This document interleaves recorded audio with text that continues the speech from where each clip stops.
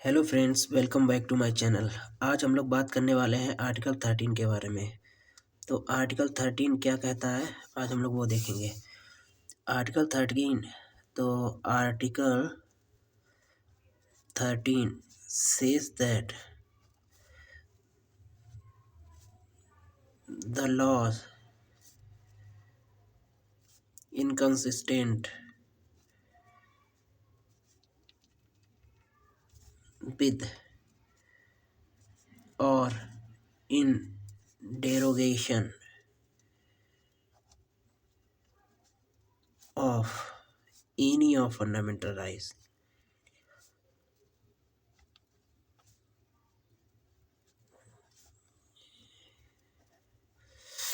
shall be void।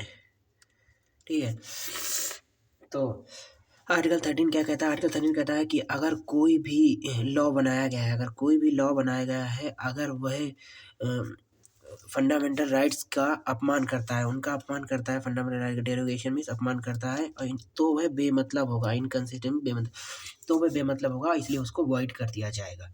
ठीक है, void मतलब कि शून्य कर दिया जाएगा। ठीक, तो और दूसरे शब्दों में अगर समझे तो दूसरे शब्दों में क्या होता है, ये हमें प्रोवाइड्स करता है,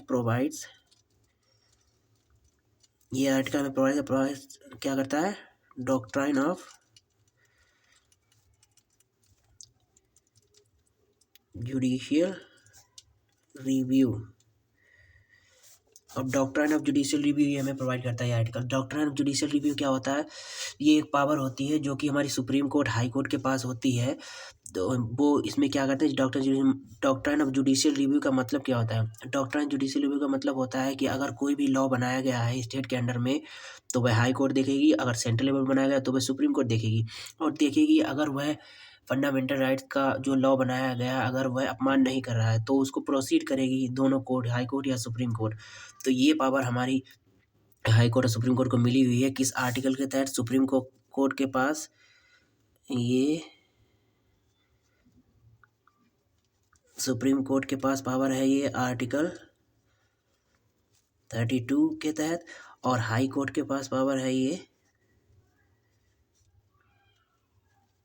आर्टिकल 226 के तहत। ठीक है, इन दोनों आर्टिकल के तहत हमारा सुप्रीम कोर्ट, हाई कोर्ट ये डिसाइड करता है कि कोई भी लॉ अगर बनाया गया है तो फंडामेंटल राइट्स को वायलेट नहीं कर रहा है, उसका अपमान नहीं कर रहा है, तो वह प्रोसीड किया जाएगा। ठीक है, तो ये होगा। तो उसके बाद जो ये टर्म आया है, जैसे कि ये टर्म आया है इसमें लॉज, तो इसमें लॉ जो है इसका क्या मतलब है, ये टर्म आया है इसमें कॉन्स्टिट्यूशनल में एक अलग से इसका मतलब है। तो इसमें देखिए क्या होता है, ये है लॉ हमारे permanent law.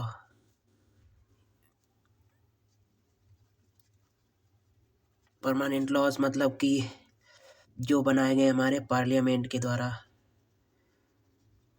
Enacted by parliament of India और लेजिस्लेचर ऑफ स्टेट।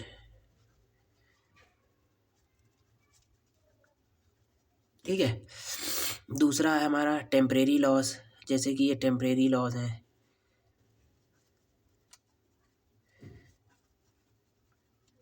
ठीक है, अब टेम्परेरी लॉज हमारे, जैसे कि टेम्परेरी लॉज में क्या आ जाता है, जैसे कि कोई ऑर्डिनेंस हुआ, ऑर्डिनेंस वो किसके द्वारा पास किया जाएगा, इशू किया जाएगा प्रेसिडेंट ऑफ इंडिया के द्वारा, प्रेसिडेंट ऑफ इंडिया। ठीक है, या गवर्नर ऑफ द स्टेट, या गवर्नर ऑफ स्टेट, ठीक है।